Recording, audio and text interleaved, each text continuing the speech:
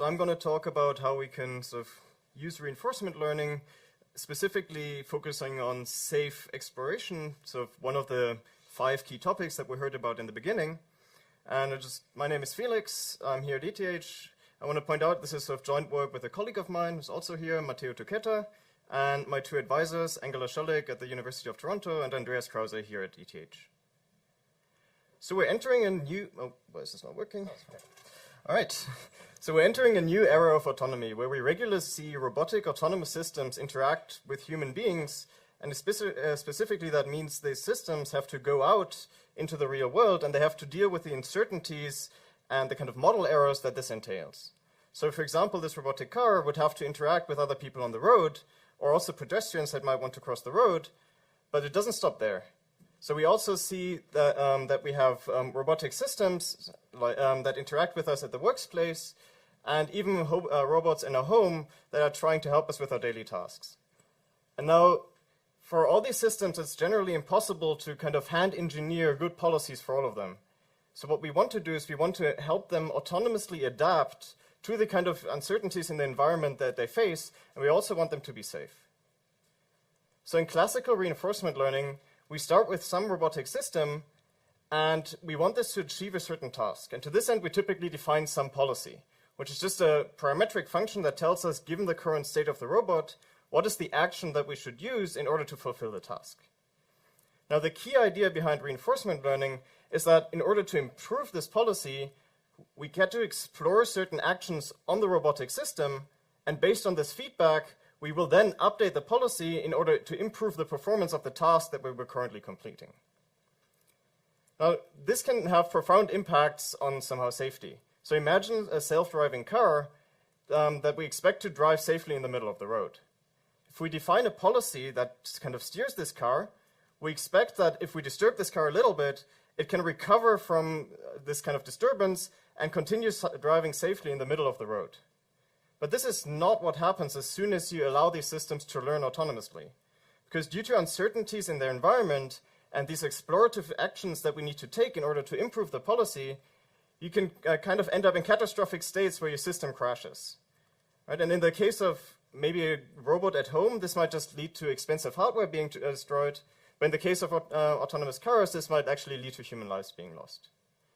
And now the problem here is that this fact that there are these kind of catastrophic end states is not really captured in the classic reinforcement learning, where you're allowed to try out arbitrary actions and explore the entire state space, and you just assume that we will always be able to recover. So in order to make these systems really practical at learning themselves in the face of uncertainty, we need to make sure that whatever policy we apply on the real system, we need to have safety guarantees despite this uncertainty in the environments. And secondly, we need to start thinking about how can these systems effectively, efficiently, and safely explore the environment and learn about it while also providing these safety guarantees. So what we're going to talk about in this talk is we're going to talk about the 2 kind of main branches of reinforcement learning. On the one hand, there are these model-free algorithms, which basically ignore the fact that we have a model of the system and directly try to improve the policy that is interacting with the system for repetitive tasks. And on the other hand, there are model-based approaches where we kind of try to learn a model for the system, kind of accounting for the model errors that we've made in designing this model, and we try to improve this over time. And now the focus of this talk is how we can use Bayesian models for both of these and how we can deal with the uncertainty information that this provides in order to actually provide safety guarantees for our learning algorithms. So let's start by looking at the model-free case. So in the model-free case, you have a particular system, so in this case a quadrotor, and you design a policy, and in robotics, this policy will typically be relatively low-dimensional. So this policy might, for example, have certain tuning parameters, theta here, and these might be the low-level gains of your controllers, they might be parameters of your state estimation, or they can be even something as vague as hyperparameters of your kind of computer vision algorithm that you use to get sensor data. Now in the model-free reinforcement learning setting, we have a particular task that we want this robot to carry out. For example, we might want this quadrotor to track this blue trajectory here. Now what we can do is we can take one particular set of parameters and we can apply this on the controller and see the performance in the real world. So here you see this red trajectory, which is the trajectory that the quadrotor flies for a given policy. Now the task in model-free reinforcement learning is to improve the tracking performance. And this case this would mean minimizing the tracking errors along the trajectory. So here I've written this as a general optimization problem as a function of the parameters theta. Because as we change the parameters theta, we get to see different trajectories, but obviously the performance of the system depends on which parameters exactly we pick. Now in robotics, the problem is that we can only use relatively few experiments, because if we were to go about and do millions of experiments on the system, we would kind of end up destroying the hardware itself. There would be wear in the system, there are large costs in sort of human supervision that you need in order to train these systems, so we really only want to try out relatively few parameters in order to identify the optimal policy. And the second thing is that if we really want these systems to learn autonomously, they need to fulfill certain safety constraints. For example, what we might want is that the trajectories that are induced by our policy should lie within certain safety thresholds.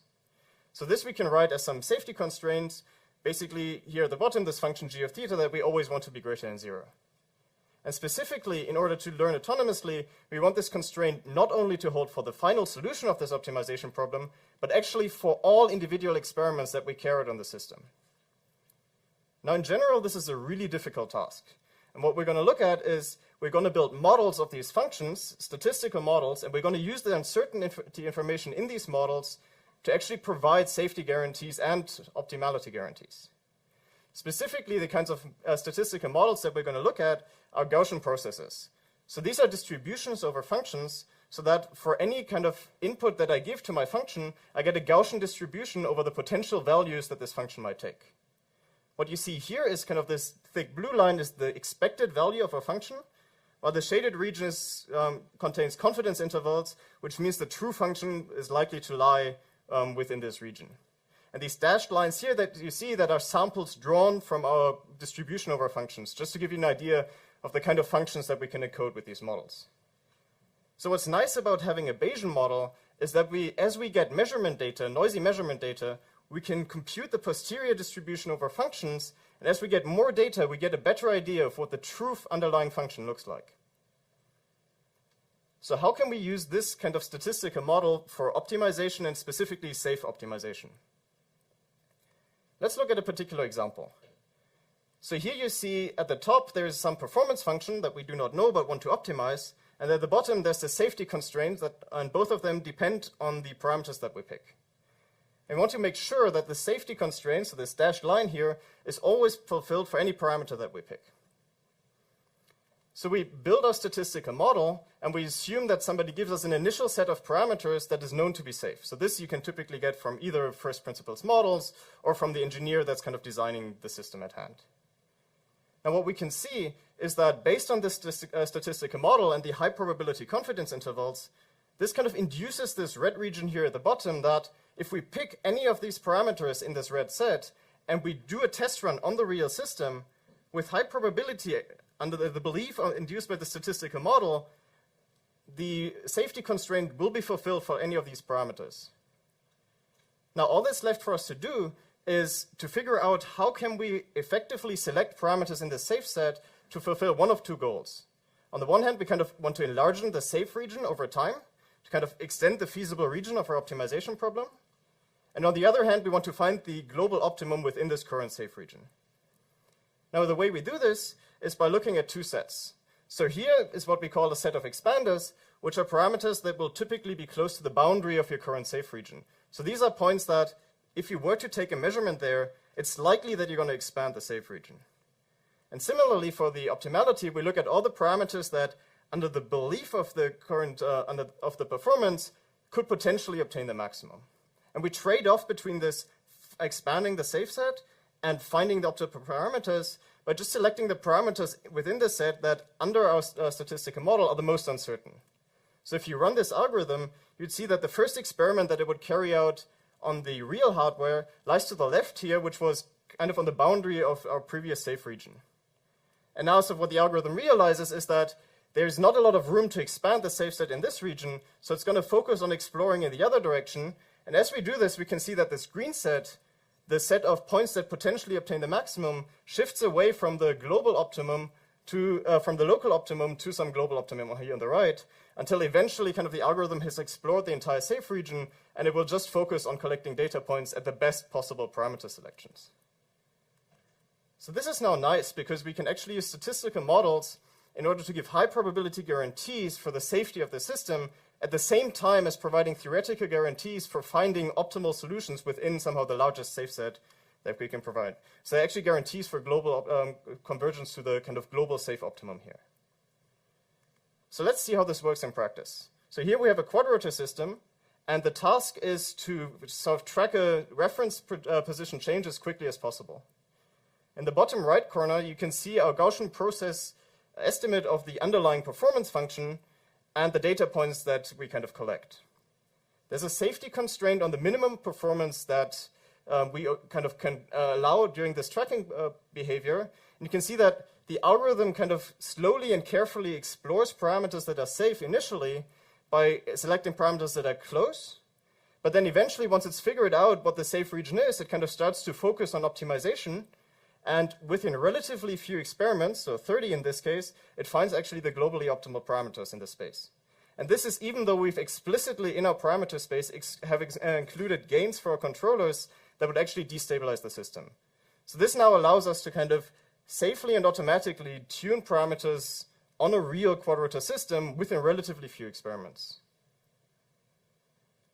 Let's look at a more challenging situation. So here we try to track the circular reference trajectory with a quadrotor. And we have safety constraints both on how well we're able to track the system, but also we want to take a video that's somewhat steady by somehow focusing the camera on this helmet and making sure the video is not too wobbly. So what you see here is that on the right hand, you see the trajectories that the algorithm is evaluating during its run. On the right side, you see come out the safe set and both the set of potential maximizers and expanders. And here you see that sort of after some time, it again finds somehow the globally optimal somehow trajectory of the parameters for the controller that finds somehow a very good trajectory. Now, what's nice about having a statistical model is that you can now go out and play with this model. So rather than just modeling how the performance and the safety depend on the parameters, we can also account for other external variables. For example, we can account for the speed of the reference trajectory, which drastically changes the optimal controller parameters over time. Now, what we can do is by accounting for this in the model, as we increase the speed of our reference trajectory without getting new data, we become more uncertain about what the true underlying performance and safety functions look like. So a safe set is going to shrink over time. And what we can do is we can kind of safely increase speed while making sure that there's at least one parameter for which we know it's safe, while at the same time running the algorithm in order to kind of expand the safe region and find the globally optimal parameters. And what you see here is that as we increase speed, we kind of lose information, but then as we get more experiments, kind of the safe set expands again as we get more information.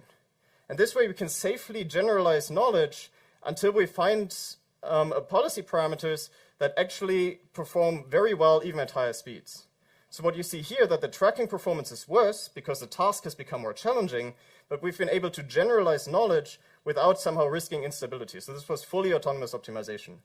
And what you can see is that while the initial optimized controller somehow has very low tracking error and tracks the circle very well, we can now somehow find optimal gains for the more challenging case where you fly at higher speeds. And all of this was somehow done fully automatically without having to actually manually supervise this learning process. So far we've talked about this model-free setting where we specifically look at repetitive tasks. Let's now talk at the model-based setting where instead of just doing exploration in the space of policy parameters, we directly try to learn a system of the real robot and use that with control theory and planning tools in order to optimize the policy. So in model-based reinforcement learning, you again start with some robotic system, but you first do a modeling step based on first principle models in order to get an abstraction of the system, which tells you, given the current input to the system and the current state, what is the next state going to be? Now we can use this model in an optimization procedure in order to come up with a policy, which is basically the inverse mapping telling you for a given state, what is the action that I should apply in order to minimize this cost function that I've specified. Now we can go back to the real system by implementing this control policy, But we'll see that typically this will have relatively poor performance. Because what happens is that the abstract model that we've built of the real system is not an exact representation of the real world. The idea behind model-based reinforcement learning then is to use data from the real system in order to improve the model over time and make sure that as we do this, improve the model, the policy that we build based on this model will also improve the performance on the real system. Now, the one assumption that model-based reinforcement learning makes is that somehow the dynamics of the system that we've learned are the dynamics that we kind of use together with approximate dynamic programming. We define a cost function that specifies how good a particular control policy is. So for every state, we look at the rewards that we incur over a certain time horizon. So this is unlike in previous work where the problem was how do we find somehow the reward function in the talks that we've had before. This now comes to I know the reward, but I somehow want to optimize this. And then in approximate dynamic programming, the key idea is that for a given policy, we can estimate this expected cost function using the dynamics model.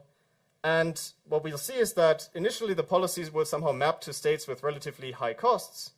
But we can now define an optimization problem that basically makes sure that we adapt the parameters in order to minimize these kind of future expected costs under the current model. So after we run this policy update, hopefully our policy will kind of, within one step, minimize some of these expected costs. Now this is a really nice and general framework in order to optimize policies, but the one assumption that it makes is that the dynamics model that we've used is an exact representation of the real world. And this is not the case in practice. For example, think of a quadrotor. This will have very different dynamics, whether it's kind of hovering in the sky or flying very low to the ground, where you have all these nonlinear ground effects. Or think of a robot that has to go out into the real world and will encounter different surface materials, where it might have to drive on sand in a sunny day or on snow in the winter. And these kind of model errors that these uncertainties encode can have safety-critical effects. So in the best case, in these different scenarios, your control performance will be worse, but in the worst case, you can literally lead to safety-critical failures which break your robotic system altogether. So what we're going to do in this talk is, again, we're going to need a tool in order to reason about errors in our model. And we're again going to use a statistical model, but this time not for the performance of a certain set of parameters, but we're going to model the dynamics in a Bayesian way directly. So here we not only have the a priori model, which is based on first principles, but we also have these unknown model errors that we can model as a Gaussian process. And what you can see again is that in these dynamics models, as we get more information, we can improve our estimate of the model while always kind of getting uncertainty intervals for how uncertain we are about the dynamics at our current step. Okay, so now we have a statistical model of our system. Things suddenly became Bayesian in a way. So how can we use this model in order to, on the one hand, do safe exploration, so make sure that when we collect data, we give safety guarantees. And on the other hand, how can we adapt this policy update step to actually encourage somehow safe behavior?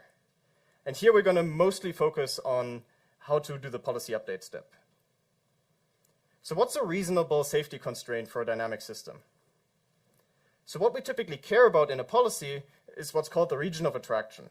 So let's assume we have the state space here, and we have some set of states that we know are desirable. So think of these blue states here in the middle as a car being able to safely drive on the road at a slow speed.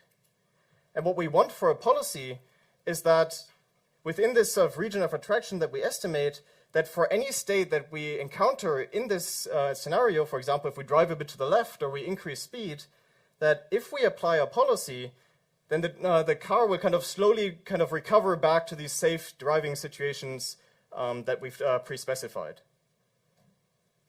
Now, in general, this kind of region of attraction is relatively difficult to identify. But what's typically done in control theory is to use comparison functions.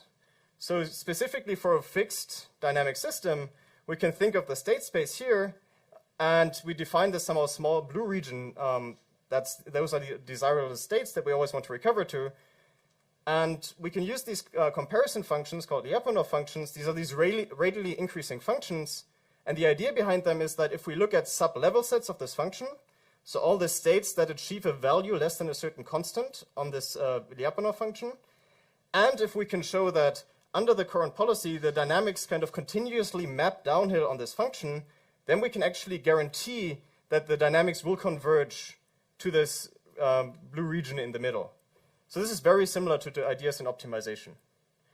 So mathematically, this means that within this level set, we need to make sure that the value of the next state is strictly smaller than the value of the current state under our dynamics model. And this needs to hold for all the states within our level set. Now this is for a known dynamic system. As soon as we add these non-parametric uncertainties, rather than mapping to a fixed next state, we now have uncertainty about where our next state is going to end up. So instead of being able to guarantee that this condition, decrease condition, holds for all states, we now can only provide a high probability guarantee that within this state, within this level set, we're always going to decrease. But this is enough to give high probability guarantees that the system will be stable. So what we've seen so far is that on the one hand, we're able to optimize a policy for performance by using this policy update step. And on the other hand, we've seen that in order to determine the safe region, this region of attraction, we need to ensure this decrease condition on the Lyapunov function. And the basic idea behind encouraging safety while optimizing for the policy is to treat this decrease condition as an additional constraint in our policy optimization procedure, so that not only is the policy trying to maximize expected performance, some average notion of performance, but also in the worst case, it's trying to guarantee that we always fulfill this decrease condition, the safety condition that we require. So let's look at an example of how this might work. So here you can see the state action space, and a policy is just a mapping from states to actions telling us which actions to take in a particular state. Now if we combine this with our Lyapunov function from before, we can see that, and we define some initial safe set, we can see that some of the policy is only really useful within this small initial safe set. Anywhere else it's just constant, is not going to do a good job. And we also have uncertainty in the dynamics from our Gaussian process model. So this you can see here in the background, where close to the origin in this darker region, we are very sure about the dynamics, so we have low uncertainty, while as state magnitude increases, we become more uncertain about the dynamics of the system. And this is typically what you see in robotic systems, where if you're very close, for example, in a quadrotor to hovering, it's very easy to model this with a linear system. But if you fly sort of aggressive fast maneuvers, you get large errors in your state due to these highly nonlinear aerodynamic effects. Now, if we do this policy optimization, you can see that the policy has improved, but somehow our safe region where we can guarantee that we're going downhill on the Lyapunov function hasn't increased. And what basically is happening that we're still too uncertain about the dynamics in order to actually give safety guarantees for the system. So what we need to do is we need to now safely collect data without ever leaving the safe region of attraction where we know that our policy is safe. And if we do this, then basically what you see is that by collecting data within the region where we currently know that our policy is guaranteed to be safe, on the one hand, we can improve the model, but on the other hand, we actually, by doing that, we increase the performance of the policy and simultaneously enlarge what we can certify as safe given our statistical model. So let's look at a particular example for this. So let's consider an inverted pendulum, and we want to be able to learn about the inverted pendulum without the system ever falling down.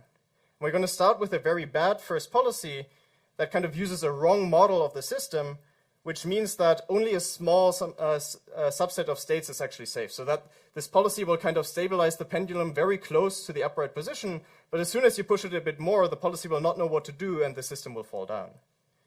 If we now run this safe learning algorithm, we can see that as we gather more data and our model improves, we can, on the one hand, improve the policy, but at the same time, we've enlarged the region of attraction of our policy. That means that within a larger set of states, if we were to push our pendulum to the side, it will now know, due to the improved model, how to recover from the situation. And importantly, the region of attraction that we estimate is always going to be an inner approximation of the true unsafe region in our dynamic system. So this has shown you that somehow we can enlarge the safe region over time, but at the same time, let's look at the performance of the policy. So here you can see the angle response when we, under the initial policy, when we disturb the angle a little bit and see how the system behaves. And we can see that it's very slow to converge back to the upright position. Versus after optimizing the policy, we can actually see that the performance becomes a lot more aggressive since it knows the dynamics better. With that, I kind of want to conclude. So we've seen that safe reinforcement learning in general is possible, and we can use Bayesian models to give high probability guarantees on safety, both in the model-free setting, where we solve repetitive tasks and do exploration in parameter space, and in the model-based setting, where we use the model and uncertainty in the model to, at the one hand, optimize for performance, and on the other hand, ensure a worst-case safety guarantee. So this was more of a high-level overview. There's a lot of theory attached to actually showing that these methods work. And if you want to look at these methods, the code for this is all on GitHub. And with that, I'd be happy to take any questions.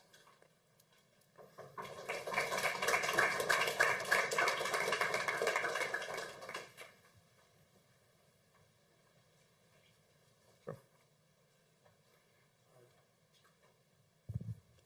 Hi, nice talk. So question is, like, as far as I know, the GP doesn't really work well with contact dynamics. Have you tried like any contact dynamics? So I guess the question is, you rely on some statistical model in order to give all these guarantees.